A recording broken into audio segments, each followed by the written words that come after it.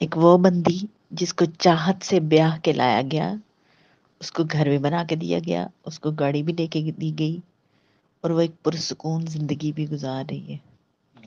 اسی طرح ایک اور بندی جس نے بہت تعلیم حاصل کی، ایک شہر سے دوسرے شہر کا سفر کیا، بہت سٹرگل کی، دن رات محنت کی، تعلیم حاصل کی، اور جب اس کی شادی ہوئی تو چند مہینوں کے بعد اس کی ڈیورس ہو گئی۔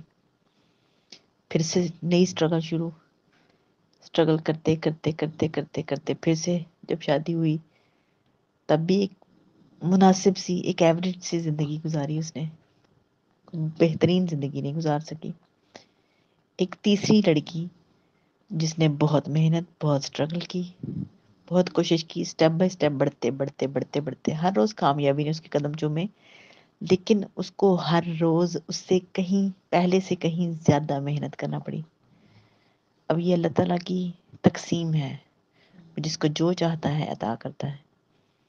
اس کی یقیناً ان ساری چیزوں میں کوئی نہ کوئی مصلحتیں ہیں، لیکن کیا مصلحتیں ہیں یہ ہم نہیں جانتے۔